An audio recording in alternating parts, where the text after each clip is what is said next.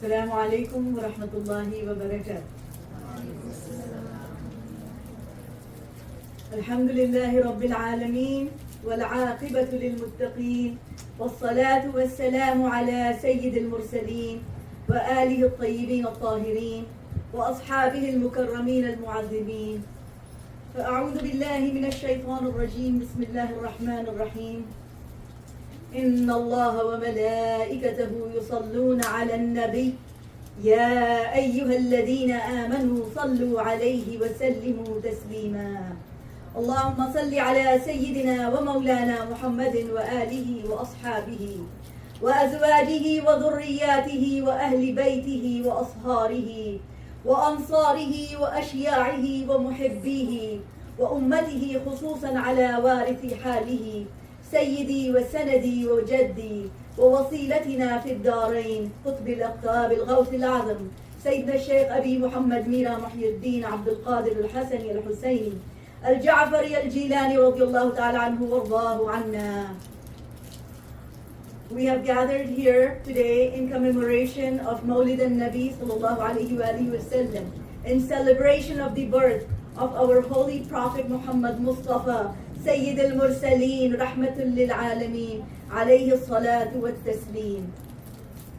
Allah subhanahu wa ta'ala states in the Holy Quran, Bismillah ar-Rahman ar-Rahim, قَدْ جَاءَكُم مِّنَ اللَّهِ نُورٌ وَكِتَابٌ مُّبِينٌ.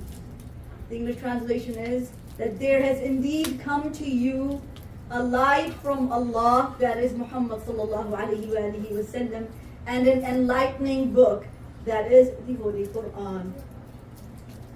اس کا اردو ترجمہ یہ ہے اس آیت مبارکہ کہ بے شک تمہارے پاس اللہ کی طرف سے ایک نور آیا اور روشن کتاب. Sheikh Saadi in his beautiful kalam is ہزار بار بشویم دہن ز مشک و گلاب ہنوز نام تو گفتن کمال بے ادبیس. Which means even if you wash your mouth 1,000 times with perfume of rose, even then taking the Holy Prophet sallallahu alayhi wa alihi wa sallam's blessed name would be considered disrespectful.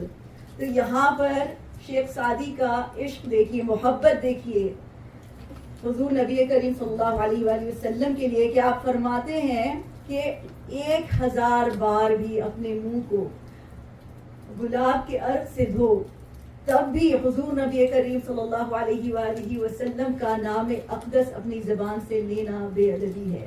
تو یہ محبت کی بات ہے, عقیدت کی بات ہے. علامہ اقبال بیوٹیفلی سیڈ کی محمد سے وفا تو نے تو ہم تیرے ہیں, یہ جہاں چیز ہے کیا لوح و قلم تیرے ہیں. If you are loyal to Muhammad, we are yours. This universe is nothing. The tablet and the pen are yours. Now, lawh wa qalam is combination of lawh, which denotes lawh mahfuz and means preserved tablet, and qalam means pen.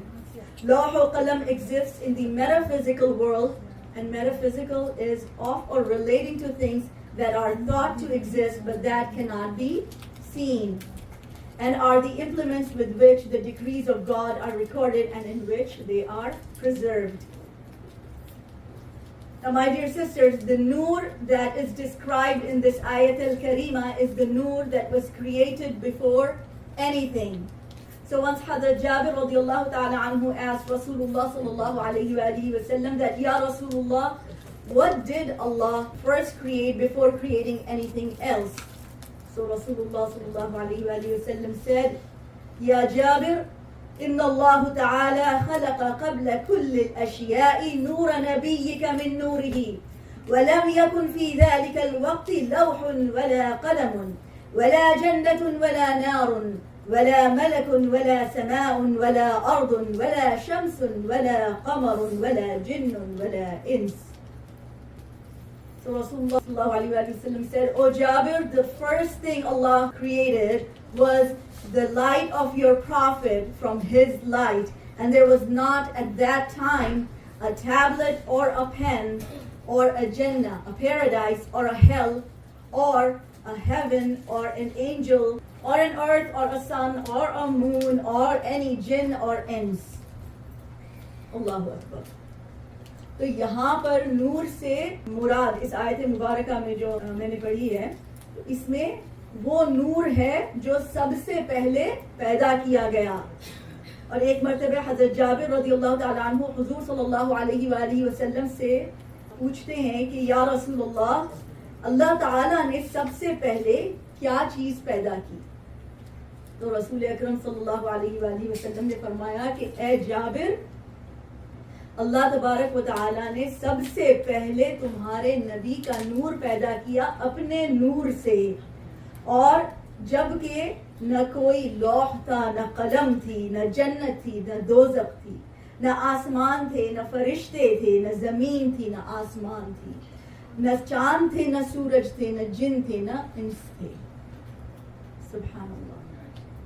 امام المفسرین ابن جریر writes يعني بالنور محمد صلى الله عليه وآله وسلم الذي أنار الله به الحق وأظهر به الإسلام ومحق به الشرك فهو نور لمن استنار به.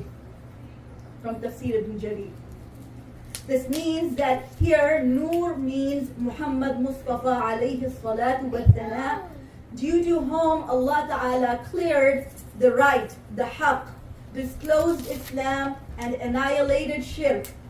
Rasulullah sallallahu alayhi wa alihi wasallam is Nur, but only for those who want to brighten their hearts with this Nur. Allah Ta'ala enlighten our hearts with this dazzling in radiance of this body of Nur and bless us with the slavery and love of His beloved. Ameen Ya Rabb. تو یہاں پہ ابن جریر رحمۃ اللہ تعالیٰ علیہ امام المفسرین تفسیر ابن جریر میں فرماتے ہیں کہ اس آیت مبارکہ میں جو نور کہا گیا ہے تو وہ نور محمد مصطفیٰ علیہ الصلاۃ والسلام ہے، جن کی وجہ سے اللہ تبارک و تعالی نے حق کو روشن کیا اور اسلام کو ظاہر کیا اور شرک کو نیست و نابود کیا. رسول اللہ نور ہیں مگر صرف ان کے لیے جو اپنے دلوں کو اس نور سے منور کرنا چاہتے ہیں. اللہ تعالیٰ سے دعا ہے کہ وہ ہمارے دلوں کو اس نور سے روشن فرما دے اور ہمیں حضور نبی کریم صلی اللہ علیہ وآلہ وسلم کے غلاموں میں ہمیں شامل فرما دے. اللہ تبارک و تعالیٰ states بسم اللہ الرحمن الرحیم اِنَّا أَعْطَيْنَاكَ الْكَوْثَرَ صدق اللہ العظیم, which translates to indeed we have bestowed on you an infinite abundance, every kind of superiority, bliss and bounty. The Creator of the world has made His beloved the master of discretion and dignity and has given him the possession and authority to His treasures. And every person is needy of Rasulullah sallallahu alayhi wa alihi wa sallam.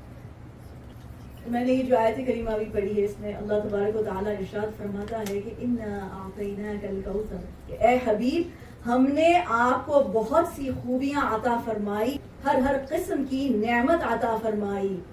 ساری کثرت پاتے یہ ہیں, پروردگار عالم نے اپنے محبوب کو صاحب اختیار و وقار اور اپنے خزانوں کا مالک و مختار بنایا ہے. حضور کے مبارک سر پر ملک و اختیار کا تاج ہے اور ہر شخص حضور کا محتاج ہے. Even the Quran is witness on this. So Allah subhanahu wa ta'ala states, أَغْنَاهُمُ اللَّهُ وَرَسُولُهُ مِنْ فَضْلِهِ. Allah and His Messenger sallallahu alayhi wa sallam had made them affluent with His bounty. خود قرآن اس پر شاہد ہے.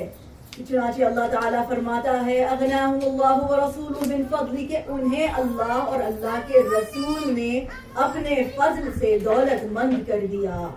At another place Allah subhanahu wa ta'ala states that وَلَوْ أَنَّهُمْ رَضُوا مَا آتَاهُمُ اللَّهُ وَرَسُولُهُ. How good it would have been if they had felt pleased with what Allah and His Messenger sallallahu alayhi wa alihi wa sallam had given them.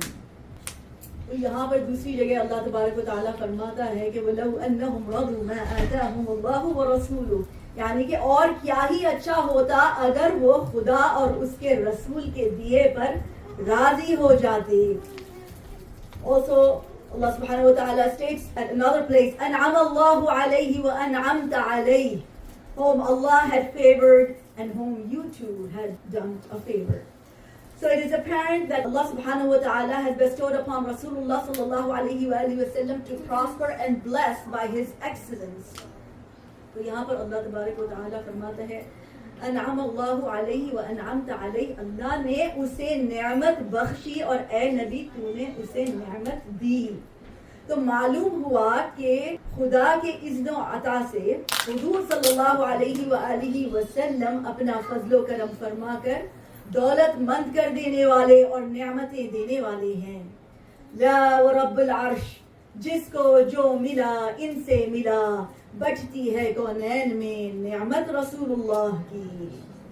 رسول اللہ صلی اللہ علیہ وآلہ وسلم says انما انا قاسم واللہ معطی, رواہ البخاری, that I am the distributor and the grant is from Allah. So it is proved that Rasulullah sallallahu alayhi wa alihi wa sallam is the distributor from Allah's blessings and owner of all of earth's treasures and holder of its keys. حضور سرور عالم صلی اللہ علیہ وآلہ وسلم نے فرمایا کہ انما انا قاسم واللہ معطی. تو بخاری شریف کی روایت ہے کہ فرمایا اللہ دیتا ہے اور میں بانٹتا ہوں. تو ثابت ہوا کہ حضور صلی اللہ علیہ وآلہ وسلم خدا کی نعمتوں سے بانٹنے والے اور زمین بھر کے خزانوں کے مالک اور ان کی چابیوں پر قابض ہیں. Allah Azza wa Jal states in the Quran, وَأَمَّا بِنِعْمَةِ رَبِّكَ فَحَدِّثْ, meaning that, and proclaim well the bounties of your Lord. And Rasulullah sallallahu alayhi wa sallam is the greatest reward we have from Allah subhanahu wa ta'ala. تو اس کا اردو ترجمہ ہے اما بنعمت ربک فحدث, اور اللہ کی نعمت کا چرچا کرو, اور آپ ہی خدائے تبارک و تعالی کی سب سے بڑی نعمت ہیں. ان کے نام کا ڈنکا بجانا اور ان کا چرچا کرنا اور ان کی خوب تعریفیں کرنا ہمارے لیے زندگی کی بڑی سعادت ہے. یا اللہ ہماری زبانوں کو تیرے اور تیرے حبیب پاک صلی اللہ علیہ وآلہ وسلم کے ذکر میں ہمیشہ مشغول رکھ. آمین یا رب. The birth of Rasulullah sallallahu alayhi wa alihi wa sallam is a great blessing of Allah subhanahu wa ta'ala to the universe. Allah ta'ala states in the Quran al-Kareem, Bismillah ar-Rahman ar-Rahim, وَمَا أَرْسَلْنَاكَ إِلَّا رَحْمَةً لِلْعَالَمِينَ, and O esteemed messenger, we have not sent you but as a mercy to all the worlds. اور ہم نے تمہیں نہ بھیجا مگر رحمت سارے جہاں کے لیے. Also the Holy Quran states, Bismillah ar-Rahman ar-Rahim, قُلْ بِفَضْلِ اللَّهِ وَبِرَحْمَتِهِ فَبِذَلِكَ فَلْيَفْرَحُوا هُوَ خَيْرٌ مِّمَّا يَجْمَعُونَ. All this is due to the bounty and mercy of Allah subhanahu wa ta'ala bestowed upon you through raising Muhammad sallallahu alayhi wa alihi wa sallam as the exalted messenger. So the Muslims should rejoice over it. This is far better than all the affluence and wealth that they amass. تم فرماؤ اللہ ہی کے فضل اور اسی کی رحمت اور اس پر چاہیے کہ خوشی کریں, وہ ان سب کے دھن دولت سے بہتر ہے. Now when the nur of Rasulullah sallallahu alayhi wa alihi wa sallam was transferred in the sacred womb of Sayyida Hadrata Amina radiyallahu ta'ala anha, Shaitan came running, pulling his hair and started yelling and screaming, and all the other shayateen gathered near him and asked, what happened? Shaitan said that Rasulullah's nur is about to be exposed in this world. Shaitan started crying and was very sad that day. جب حضور نبی کریم صلی اللہ علیہ وآلہ وسلم کا نور حضرت سیدہ فاطمہ الزہرا رضی اللہ تعالی عنہا کے مبارک رحم میں منتقل ہوا تو شیطان بھاگتا ہوا آیا, اپنے بال کھینچتا ہوا, چلاتا ہوا اور چیختا ہوا. تو سارے شیاطین اس کے پاس جمع ہوئے اور پوچھنے لگے کہ کیا ہوا. تو شیطان نے کہا کہ رسول اللہ صلی اللہ علیہ وآلہ وسلم کا نور اب دنیا میں ظاہر ہونے والا ہے, اور وہ بہت رونے لگا اور بہت مغموم رہا اس دن. Now there are countless dalail, countless proofs on the high status of Sayyidina Rasulullah sallallahu alayhi wa sallam. We just need to open our hearts and minds to understand and realize the magnificence and grandeur of Rasulullah sallallahu alayhi wa sallam. تو بہت سارے بے حساب ان گنت دلائل موجود ہیں حضور نبی کریم صلی اللہ علیہ وآلہ وسلم کی اعلیٰ شان پر، اعلیٰ مقام پر. بس ہم کو یہ چاہیے کہ ہم اپنے دلوں کو کھولیں، اپنے ذہن کو کھولیں اور سمجھیں. Now, is our job done after we read a few books on the life of Rasulullah sallallahu alaihi wa sallam, the seerah of Rasulullah? Is loving and reading about Rasulullah and celebrating Mawlid al-Nabi all that we need to do? And then khalas, we are a good Muslimah? تو کیا چند کتابیں پڑھ لینا، حضور نبی کریم صلی اللہ علیہ وآلہ وسلم کی سیرت پڑھ لینا اور اپنی محبت ظاہر کرنا، میلاد النبی کے محافل کرنا، تو کیا یہی ہم کریں تو اتنا ہی کافی ہے اور پھر ہم اچھی مسلمہ ہو گئے؟ Because we pray 5 times a day and celebrate the Milad make us a complete practicing Muslimah? تو کیا ہم 5 وقت کی نماز پڑھ لیں اور پھر ہم میلاد منا لیں اور پھر ہم کیا بالکل کمپلیٹ با عمل مسلمہ ہو گئے؟ So dear sisters, we need to act upon what the Quran says, what the hadith mention. Amal, that is action, is the key.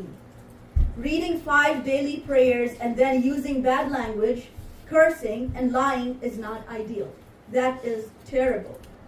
تو پیاری بہنوں، ہم کو یہ چاہیے کہ ہم عمل کے اوپر غور کریں، عمل کے اوپر توجہ دیں، اور اللہ تبارک و تعالی نے جو ارشاد کیا ہے قرآن مجید میں اس پر عمل کریں. احادیث میں جو حضور صلی اللہ علیہ وآلہ وسلم کا عمل رہا ہے، جس کا آپ نے حکم کیا ہے، اس پر ہم عمل کریں.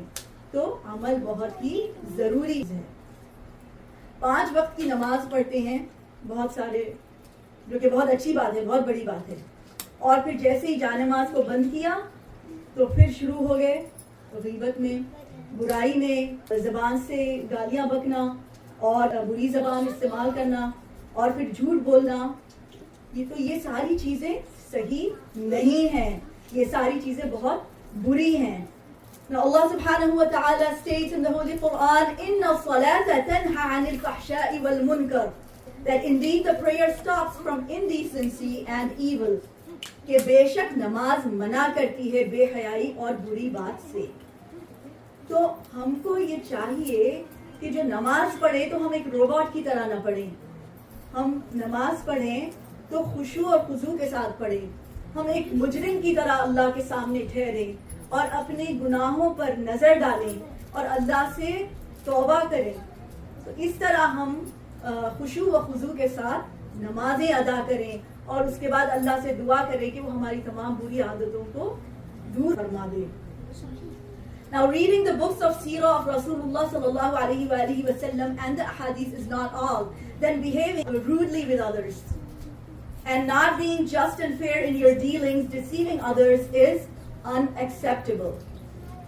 کہ ہم نے گنتی کے لیے دنیا کو بتانے کے لیے بتا دیا کہ ہم نے اتنی ساری کتابیں، اتنے احادیث، اتنی سیرت، اتنے قرآن تفسیر کی کتابیں پڑھ لی اور پھر ہمارے اخلاق بہت برے ہیں، ہمارے اخلاق بہت روڈ ہیں دوسروں کے ساتھ، اور ہمارے ڈیلنگز، وہ ہمارے معاملات صحیح نہیں ہیں، اس میں سچائی نہیں ہے، دھوکے دے رہے ہیں لوگوں کو. یہ سب ناقابل قبول ہے.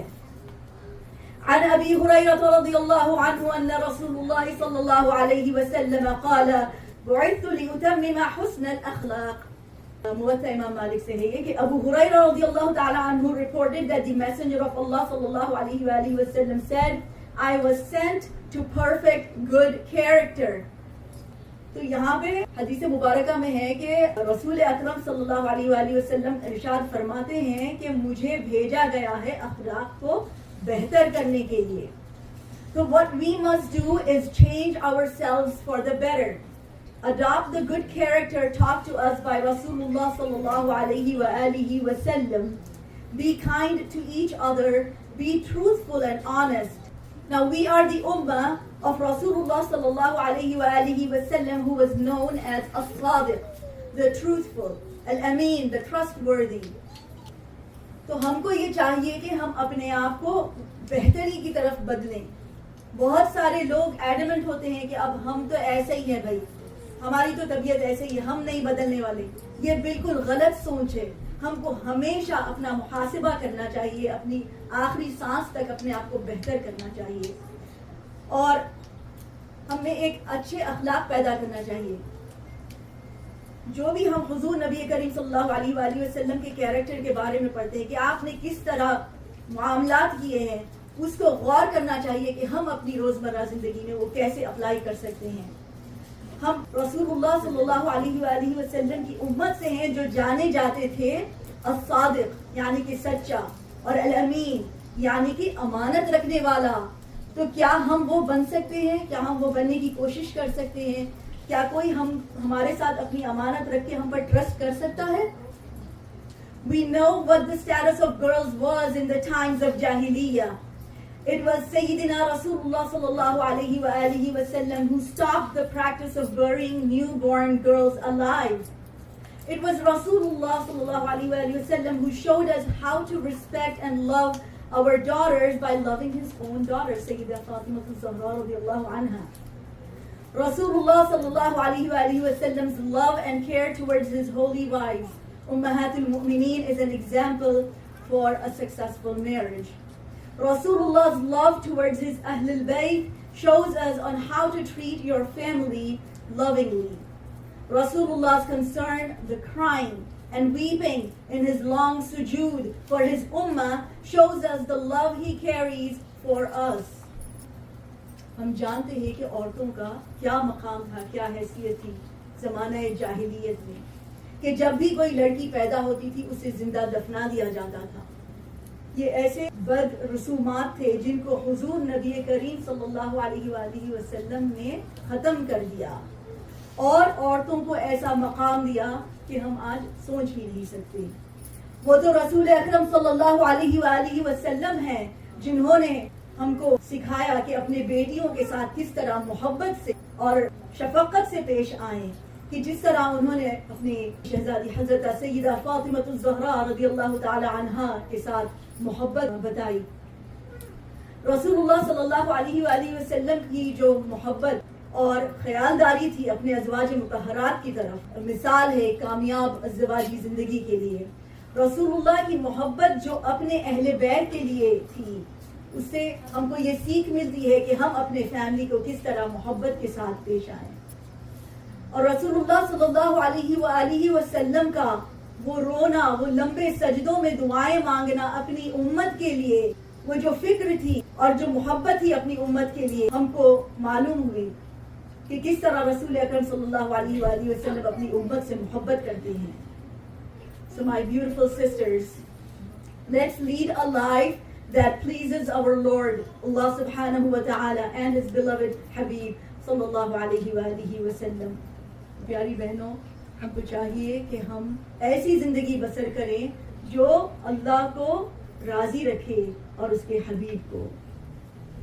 Someone asked Sayyidatina Aisha Siddiqa radiyallahu ta'ala anha, can you tell us the characteristics, the manners of Rasulullah? Sayyidatina Aisha responded, كان خلقه القرآن.